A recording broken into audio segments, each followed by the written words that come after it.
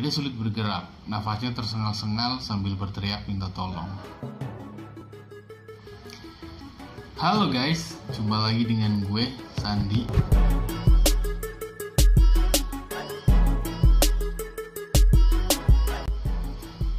Kali ini gue akan menceritakan tragedi kelam yang pernah terjadi di Indonesia, yaitu kerusuhan Mei 1998. Kerusuhan Mei 1998 adalah salah satu momen kelam bagi sejarah Indonesia, guys.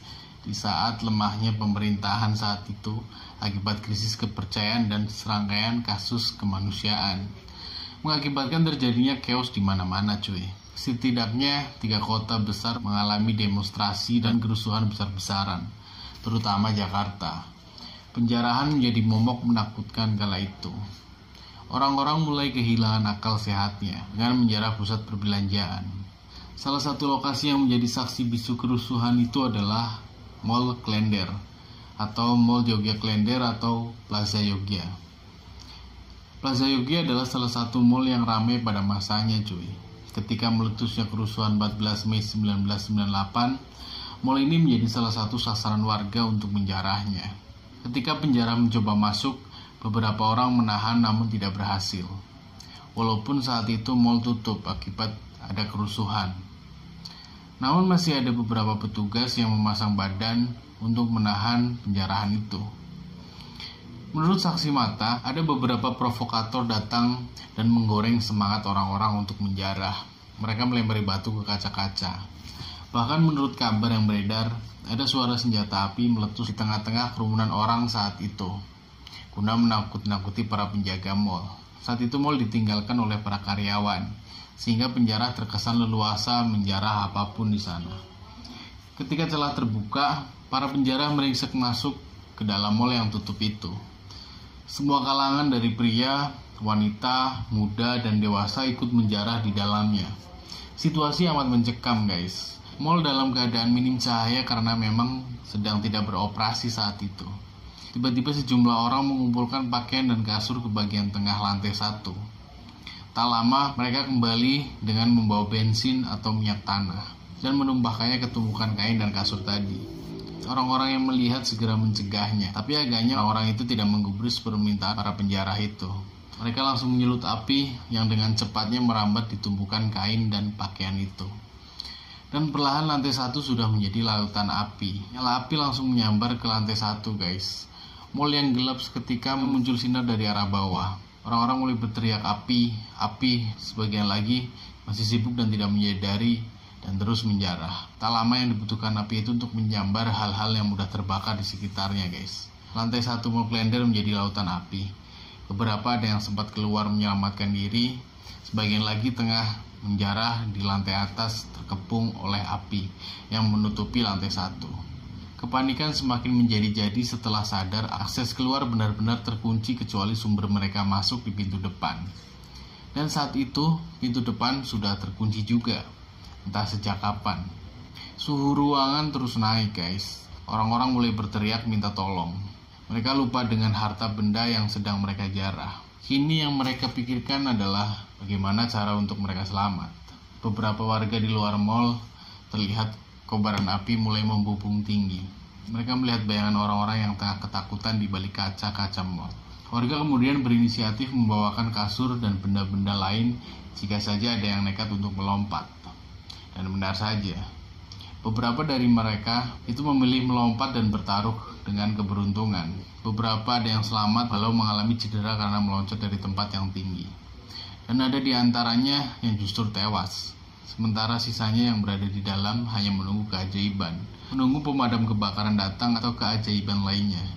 Mereka tidak punya keberanian untuk melompat, dan mereka juga tidak lagi memiliki jalan untuk keluar, kecuali menginjak lantai api di lantai 1. Asap makin menghitam, pernafasan mereka sulit mendapatkan oksigen untuk bernafas. Beberapa di antara mereka akhirnya tumbang karena kekurangan oksigen. Mereka pingsan sementara yang lain tidak terpikirkan untuk menyelamatkan atau membantu temannya yang pingsan tersebut. Karena ia pun tidak tahu cara untuk selamat dari kobaran api di hadapan mereka kini. Ceritakan dari saksi hidup yang bernama Dede. Kala itu dia tengah melihat ada tawuran antar pelajar. Namun terdengar suara teriakan untuk menjarah Mall Klender tersebut. Akhirnya semua orang berbondong-bondong ke Mall Klender. Dede yang saat itu berusia 15 tahun kaget setibanya di Jogja Plaza sekitar pukul 15 waktu Indonesia Barat. Orang-orang ramai-ramai mengambil barang. Ada yang memakai troli, ada yang naik turun membawa kulkas dan televisi, dan yang lainnya. Dede kemudian ikut masuk dan melihat pemandangan yang mencengangkan, guys. Orang tua, anak muda, perempuan, dan lelaki masuk untuk mengambil semua barang yang ada di sana. Hampir semua kaca di dalam mall pecah. Mereka gak peduli mau berdarah-darah atau luka manapun, mereka tetap mengambil jarahan. Ia pun mengambil kemeja lengan panjang berserakan, sambil mengamati ratusan orang yang lalu lalang di plaza itu. Dede naik ke lantai 3 di sebagian supermarket. Ia tinggal berdua temannya yang lain berpencar di gedung itu. Setelah 2 jam lebih berada di sana, Dede mendengar suara orang-orang berteriak ada asap. Dia juga mulai menyadari kebakaran. Ruang jadi gelap. Orang-orang kalang kabut ramai teriak-teriak minta tolong. Katanya, Dede sulit bergerak. Nafasnya tersengal-sengal sambil berteriak minta tolong. Ia berdoa dalam hati. Ia bersyukur sempat meminum es teh sebelum masuk ke Jogja Plaza. Mungkin itu yang membuatnya kuat di tengah asap dan api yang siap menjilat siapa saja di dalam bangunan itu. Perlahan sendal jepit yang dikenakan Dede meleleh. Panas membekap seluruh ruangan di dalam sana. Beberapa orang dia lihat sudah meregang nyawa. Dede mengambil inisiatif menaiki punggung-punggung mayat yang sudah tergeletak. Kata dia, saya mulai panik dan stres. Takut kalau ada api, katanya. Entah siapa di tengah kepanikannya, ada tangan yang menarik lengan Dede seperti dituntun. Ia mengikuti orang itu hingga terlihat cahaya kecil di depannya. Dan yang terlihat itu adalah jendela. Dede hingga kini tak tahu siapa yang menyelamatkannya itu. Setiba di jendela, Dede mendapati orang banyak yang berusaha turun. Ada yang berani loncat, namun menderita karena kakinya patah atau tertusuk besi taman. Dengan susah payah Dede menggunakan tali untuk keluar dari mall tersebut, dan akhirnya dia selamat. Pemadam kebakaran dan warga kala itu gagal menyelamatkan korban lainnya, guys. Mall Klender menjadi lokasi kematian tragis. Setidaknya 400 orang tewas terpanggang di hari itu. Badan mereka mengering dan menghitam. Di antara mereka ditemukan dalam posisi saling berdekatan. Saya tidak bisa ngebayangin gimana paniknya mereka.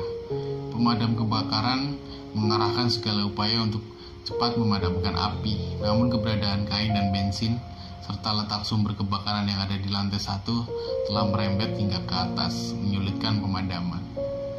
Ketika api telah padam dan dilakukan penyisiran lokasi, akhirnya ditemukanlah sisa-sisa tubuh manusia yang telah hangus, terbakar. Tidak bisa dikenali apapun, kecuali sebagian tanda seperti cincin emas atau kalung yang dipakai, baju, kulit, dan rambut semua habis terbakar. Para petugas mengevakuasi jasad korban dan menaruhnya di dalam kantong plastik hitam. Warga yang merasa keluarganya kemungkinan di dalam mall saat kejadian diminta untuk datang untuk mengenali sisa-sisa jenazah selama hidup.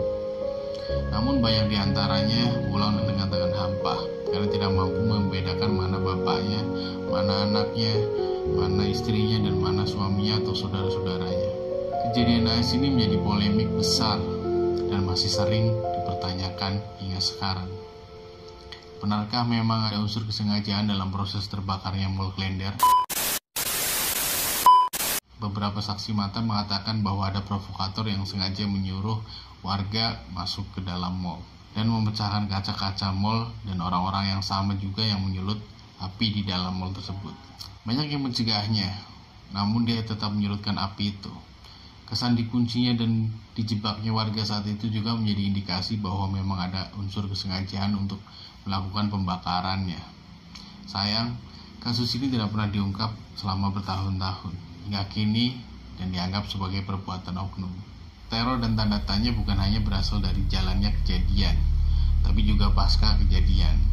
Bau daging terbakar, bau darah, dan suara jeritan di dalam mall saat mall belum direnovasi menjadi cerita selanjutnya yang cukup meresahkan masyarakat di sekitar lokasi. Sampai jumpa di video selanjutnya. Bye.